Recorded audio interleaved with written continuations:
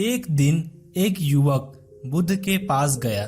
वह युवक बहुत परेशान लग रहा था। बुद्ध ने उस युवक से उसकी परेशानी का कारण पूछा तो युवक ने बताया कि उसके पिता की मृत्यु हो गई है और अंतिम संस्कार के बाद वह अपने पिता के लिए सर्वश्रेष्ठ प्रदर्शन करना चाहता है और अपने पिता के अच्छे या बुरे कार्यों के बावजूद वह चाहता है कि उसके पिता की आत्मा स्वर्ग में जाए। फिर उसने कहा, मैं किसी भी साधारण पुजारी के पास जा सकता था, लेकिन मैं आपके पास यह अनुरोध लेकर आया हूँ।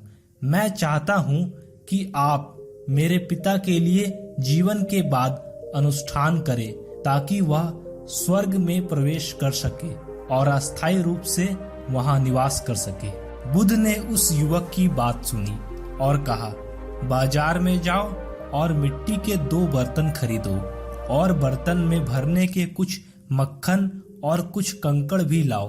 युवक बाजार गया और सारा सामान खरीद लाया और एक घड़े में मक्खन और दूसरे घड़े में कंकड़ भरकर सील कर दिया।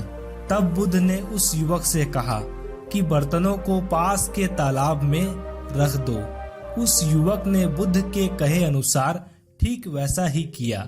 फिर बुद्ध ने उस युवक से कहा, एक मोटी डंडी लाकर दोनों घड़ों पर वार करके उन्हें खोल दो।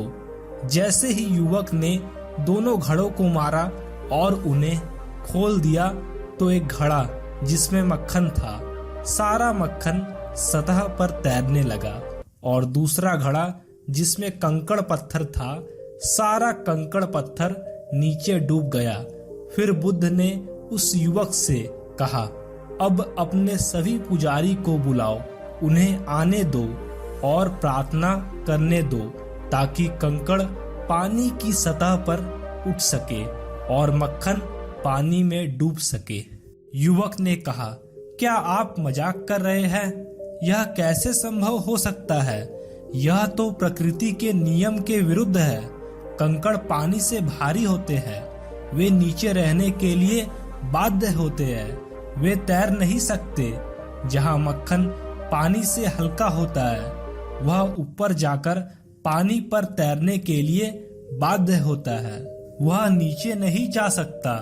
बुद्ध ने कहा, युवक, तुम प्रकृति के बारे में बहुत कुछ जानते हो, फिर भी तुम उस कानून को समझना नहीं चाहते जो सभी पर लागू होता है। यदि तुम्हारे पिता कंकड़ पत्थर जैसे बुरे कर्म किए होगे तो उनका पतन होना तय है, कोई उन्हें ऊपर नहीं खींच सकता।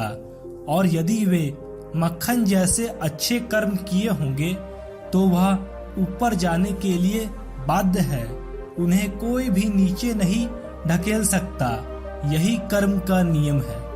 हमारी मुसीबत यह है कि हम सोचते हैं कि कोई अदृश्य शक्ति किसी तरह हमारा पक्ष लेगी, भले ही हम अपने व्यवहार और अपने कार्यों को बदलने के लिए कुछ भी नहीं करते हैं। दरअसल हमें समझना चाहिए कि प्रकृति के नियम को कभी भी कोई मिटा नहीं सकता।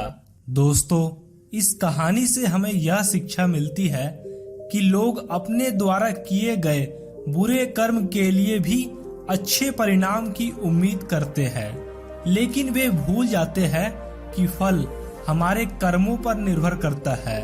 इसलिए हमें अपने दैनिक जीवन में अपने कार्यों के प्रति सावधान रहना चाहिए और केवल अच्छा काम ही करना चाहिए।